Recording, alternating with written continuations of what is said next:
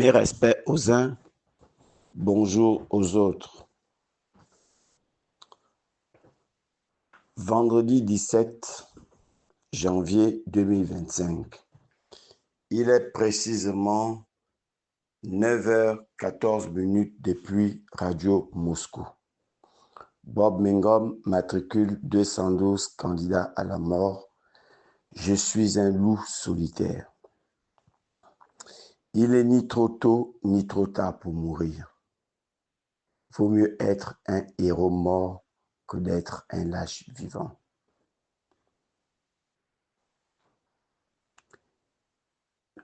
Le KGB vient de m'envoyer l'audio d'une dame, Estelle, qui est en détresse face à un capitaine de la GR. Et la semaine prochaine, nous serons en direct avec cette dernière qui va vous montrer tous les papiers.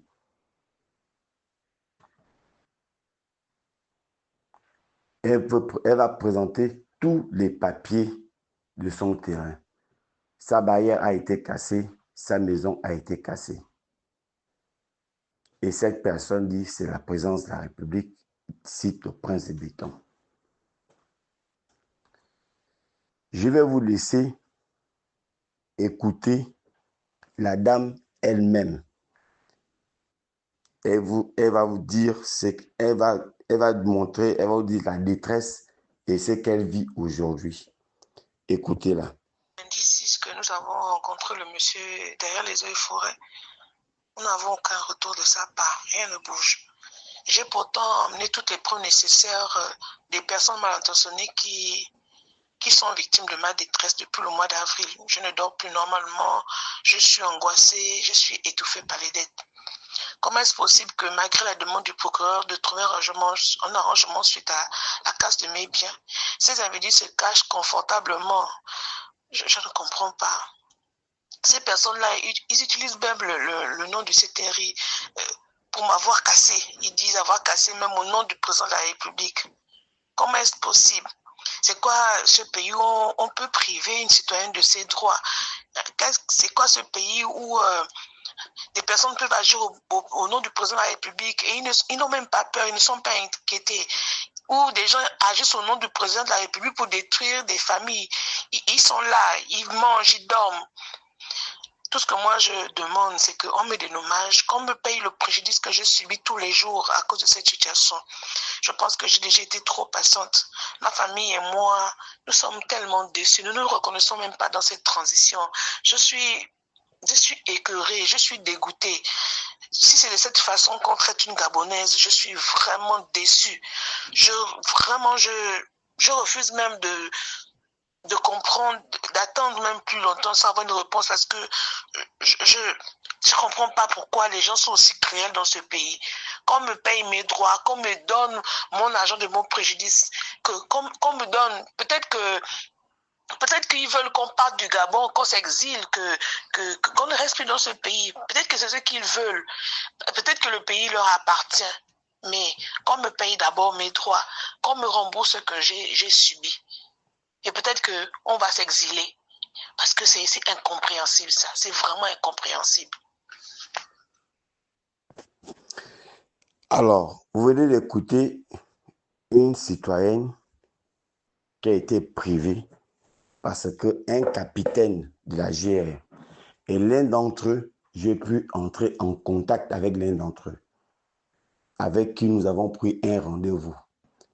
Et cette dame sera accompagnée de moi et la dame va présenter les preuves. Et c'est ce monsieur qui était présenté au parquet, plus que le principal accusé de cette affaire n'a pas eu le temps de se présenter au parquet. Et au parquet, tellement impuissant, votre justice, écrivez ça, votre justice gabonaise, d'une impuissance notoire et caractérisée, n'a pas eu la force de faire face à la GR. Et le procureur, tout simplement, a demandé une entente. Mais ça aurait été un citoyen lambda, il serait en prison pour destruction des biens appartenant à autrui. Mais comme c'est un homme de la GR, proche du prince de béton, il ne s'est pas senti inquiété.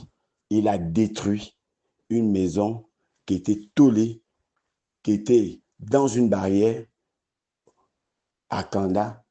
Il ne s'est pas senti inquiété parce qu'il est proche du prince de béton et de surcroît de la GR.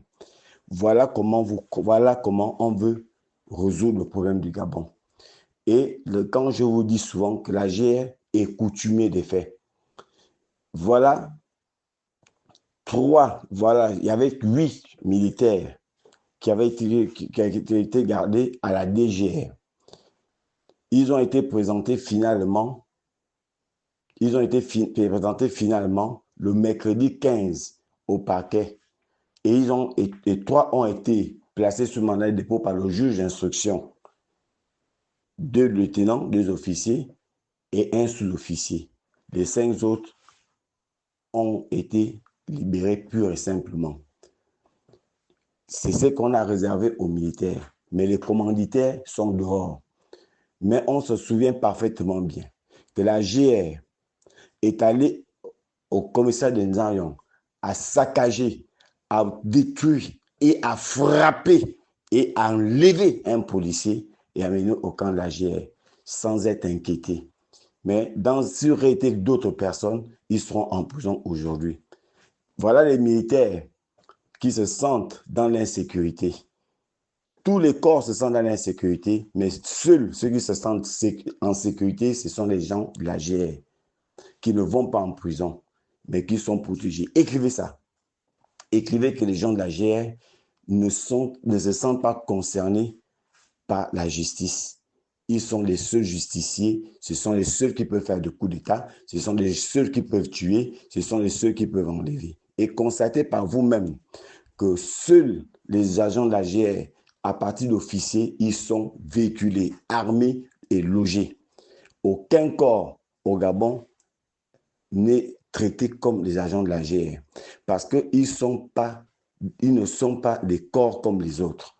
Ils sont les dieux, les demi-dieux du Gabon. Seuls eux peuvent faire des coups d'État, seuls eux peuvent faire des enlèvements, seuls eux peuvent faire la justice. C'est ça le pays et c'est ça que les femmes de Wellington, plus précisément d'OIM, estiment que le prince de béton fait la justice, il fait régner l'ordre. Et voilà l'injustice. Écrivez ça. Écrivez ça. Donc, cette dame sera avec moi la semaine prochaine. D'abord, nous allons rencontrer le capitaine dont je ne vais pas donner le nom pour le moment, ni le numéro. Et quand on sera en direct sur Facebook, c'est en ce moment et je vais faire participer la diaspora gabonaise. Tous les activistes qui auront envie d'être en direct ce jour-là pour traiter la question de cette dame Estelle qui est malmenée par la GR, par un élément de la GR. Et je dis bien, il faut être honnête, le prince de béton n'est pour rien, on utilise son nom. De la même manière que beaucoup des agents, ils prennent les terrains des gens, ils mettent CTRI, ils mettent ça sur le dos du CTRI. Mais quand on demande aux gens aussi de dire qui est du CTRI, ils n'arrivent pas à dire les gens du CTRI. C'est pour cette raison qu'il y a cet amalgame, il y a ce désordre notoire et caractérisé, et entretenu par le prince de béton. Et c'est pour cette raison, écrivez ça, c'est pour cette raison que je continue toujours à dire, les militaires au pouvoir constituent le plus grand danger de l'humanité. Pourquoi je le dis? Parce que voilà des personnes qui s'auto-jugent et partis. Nosima lui-même avait dit, ils doivent être des arbitres, même si c'est des juges aujourd'hui qui demandent lui aussi la candidature du prince de béton. Mais il oublie que les audios et les vidéos sont là où il avait dit que c'est bien que les militaires ont pris, mais ce qu'il demande, c'est que les militaires ne doivent pas être candidats, ils doivent être neutres, ils doivent être des arbitres. Aujourd'hui, même si c'est des juges. Mais comment vous allez accepter que ces militaires prennent le pouvoir, les militaires soient candidats, que les militaires, au prince de béton, parce qu'il va enlever sa tenue de militaire, ça ne va pas enlever son caractère de militaire parce qu'il sera toujours un officier de réserve. Comment accepter qu'ils prennent le pouvoir s'ils font déjà autant de dictatures, s'ils font déjà autant de victimes, s'ils deviennent juges et partis? À l'époque des civils, ils disaient qu'ils exécutaient. Mais aujourd'hui, ce sont eux qui font exécuter ce qu'ils pensent. Et ce sont eux qui imposent ce qu'ils pensent. Et nous aurons l'occasion aussi de vous démontrer qu'au moment opportun, j'ai des documents, j'ai des preuves qui prouvent que à la pointe de Nid, l'autre côté de la mer, il y a eu des fraudes massives qui se sont passées dans les bureaux de vote pendant le référendum. Et voilà la transparence. On vient vous parler de 80 ou 70 ou 100% à la soviétique. Mais écoutez, il faut un moment donné être lucide. Il faut un moment donné que les Gabonais se réveillent. Je m'adresse à tous ceux qui ne sont pas fans du Wellington. Si les fans du Wellington contribuent à vendre le Gabon, vous les autres communautés, vous les autres Punu, Zébi, Echira, Niene, essayez de vous réunir. Unissez-vous avec le peu de femmes qui ont encore gardé leur dignité pour dire non à la candidature du prince. Il représente un danger. Je vous répète, ce monsieur représente un danger pour l'humanité. Il représente un danger. Le laisser être candidat, comme il est en train de faire appel à organiser les associations, de venir de faire appel à la candidature du prince de Biton. C'est un danger. Écrivez ça. Je sais parfaitement que je serai tué dans peu de temps. Je le sais et je vous le confirme que je serai soit arrêté, soit empoisonné à nouveau ou tué. Mais au moins, je garderai ma dignité. Je pourrai au moins rejoindre mes ancêtres. Ma mère qui est décédée depuis Baltousalem. Mon père qui est décédé. Ils vont laisser mes enfants orphelins comme je suis orphelin de père et de mère aujourd'hui. Mais ça ne me dit rien. Ma vie n'a pas plus d'importance que le Gabon. Je ne me bats pas pour les Gabonais. Je me bats pour la justice. Je ne me bats pas pour les Gabonais. Les Gabonais n'en valent pas la peine, mais je me bats pour la justice. Écrivez ça. Écrivez ça. Arrêtez, c'est plus le moment de faire cause, because, because. Ce n'est plus ces discours que nous voulons. Il faut poser les actes. Il faut que nous fassions aussi des marches pour dire non à la candidature du prince de Biton. Il faut que nous adressions des correspondances à toutes les ambassades pour dire, en s'adressant au chef d'État du monde entier, pour barrer la route. Et s'il faut sanctionner le Gabon, on doit sanctionner le Gabon jusqu'à ce que le prince de Biton retire sa candidature. C'est un danger public. Voilà la GR qui maltraite les peuples, les citoyens. Et voilà les militaires. Ils ont torturé par ordre, parce qu'ils ne peuvent pas torturer sans ordre. Mais les bourreaux sont dehors, les commanditaires, et on se retrouve avec 3 militaires aujourd'hui en prison. Ils vont perdre certainement leur travail. Je n'encourage pas ce qu'ils ont posé comme acte. Ils auraient dû réfléchir. Et les autres militaires, vous devrez réfléchir le danger auquel vous êtes exposés. Seuls les gars de la GR sont protégés, mais vous, les autres corps, vous n'êtes pas protégés. Vous êtes exposés. Le jour qu'il y aura grabuge au Gabon, ils vont vous livrer à la CPI. Ils diront qu'ils ne nous ont pas livrés. Et je vais terminer en m'adressant au MAPAN qu'on est en train de vous utiliser aujourd'hui. Parce que je suis convaincu que lorsque le peuple va se soulever contre le prince de Biton, c'est vous qu'on va utiliser pour tuer et les militaires vont se protéger en disant que ce n'est pas nous, c'est des civils. Et ils vont commencer à vous liquider progressivement. On a utilisé Fantomas, écrivez ça. On a utilisé Fantomas à son temps. On a utilisé beaucoup de personnes à une époque donnée pour accomplir certains actes dans ce pays.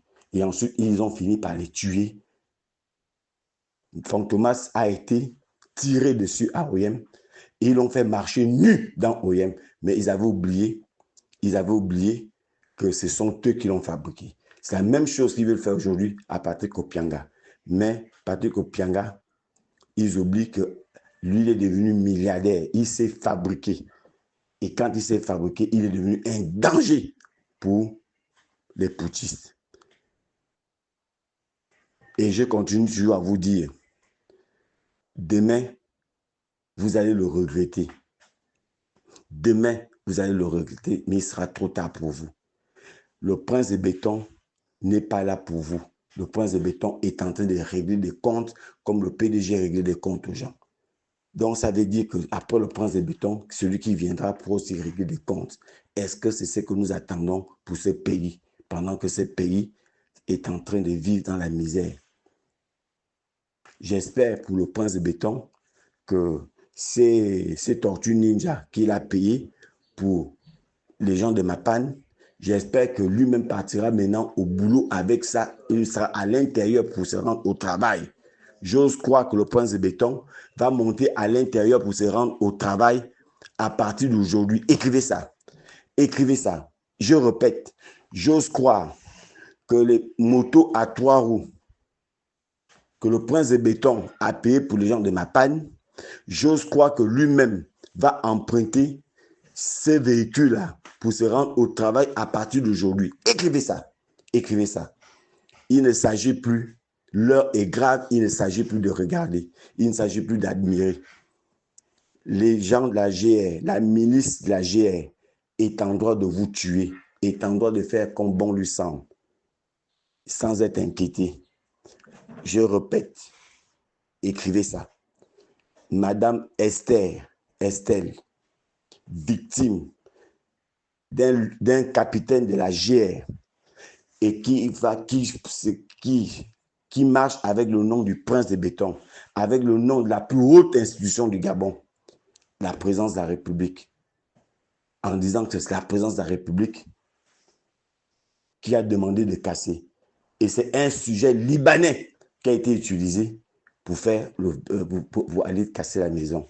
Et c'est aller jusqu'au tribunal. Comme le tribunal travaille pour le prince de béton et non pour les citoyens gabonais, et non pour la justice, ils ont trouvé mieux de trouver un compromis, comme vous l'avez entendu vous-même. Mais ça aurait été un citoyen lambda, ça aurait été un gendarme, un militaire, un policier, il serait en prison. Je me rappelle, il n'y a pas très longtemps, il y a un général, l'ancien co-chef de la police, qui a érigé une barrière.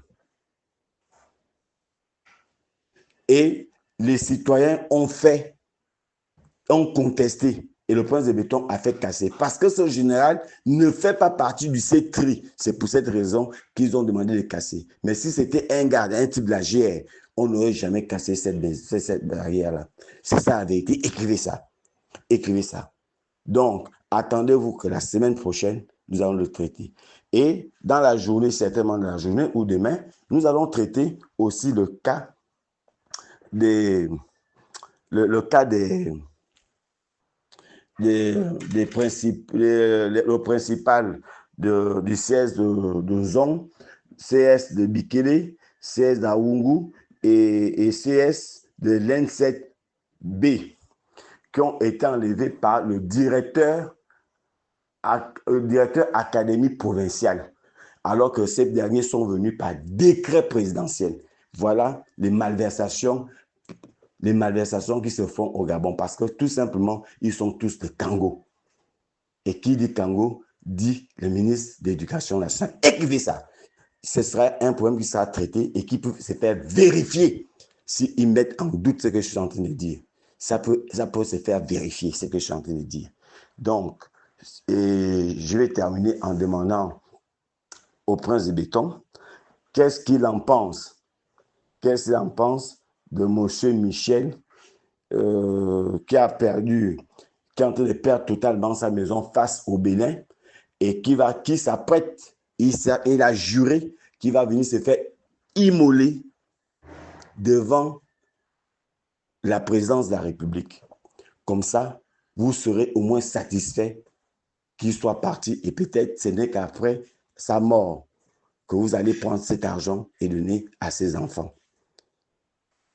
Et je le fais que vous le répétez, il a décidé que d'ici peu de temps, il viendra se faire immoler devant la présidence, puisque ni le prince de béton, ni le ministre des Affaires étrangères, personne ne veut traiter son problème. Et pourtant, il y a un document signé de Gervais Ognan, et ce document existe, où on demandait aux affaires étrangères de régler ce problème s'il n'a jamais été réglé. Pourquoi ne pas prendre l'argent et donner à M. Michel Ikamba cet argent, et les cadres abonnés devaient s'arranger avec le Bénin après. Ce n'est pas fait. Et je demande encore humblement au prince de béton que n'attend pas aussi que Kelly Ondor et ses coéquipiers meurent en prison. Vous allez le payer s'il mourait en prison. Vous allez le regretter s'il mourait en prison. Suivez bien ceux qui vous conseillent de faire ce que vous êtes en train de faire actuellement, mais ils vont vous déjuger, ils vous diront, ce sont pas eux, ils vous ont toujours bien conseillé et vous avez voulu faire comme vous avez voulu faire. Et c'est ça la mentalité des Gabonais. Ils ne sont jamais à côté de vous. Écrivez ça. Écrivez ça. Et je demande au prince de béton de l'écrire lui-même, que les Gabonais ne seront jamais avec vous si on vous destitue demain. Ils vont vous fuir. Écrivez ça. Écrivez ça. Je demande au prince de béton de l'écrire. Il faut le noter. Pour que le jour que ça va arriver, vous puissiez vous rappeler que le matricule 212, vous avez prévenu que le peuple gabonais est ingrat, est aigri, ne va jamais vous le reconnaître demain. Mieux, ceux qui sont en train de discuter des postes qui sont toujours avec vous. Et d'ailleurs, ça ne me surprend pas de vous-même, puisque vous avez toujours dit, quand on déteste quelqu'un, quand on demande la démission de quelqu'un, c'est ce qui vous amène même à renforcer ses pouvoirs. Naturellement, comme la ministre de l'Éducation nationale qui est mon ministre d'État, comme les gens qu'on la conteste tellement, que vous avez montré aux gens qui la contestent que je lui donne encore plus de pouvoir. Écrivez ça. Donc, l'heure n'est plus grave, mais le compte à rebours va bientôt commencer.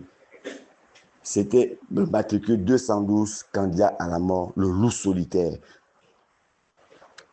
Je vous souhaite un très bon début de week-end. Pas aux Gabonais, à certains Gabonais qui veulent le changement véritable, que je souhaite un très bon week-end. Et je souhaite naturellement un très bon week-end au bon Dieu. Et je demande au bon Dieu de frapper sévèrement le Gabon. Et pas tous les Gabonais, mais ces dictateurs qui veulent nous imposer leur façon de voir. Merci.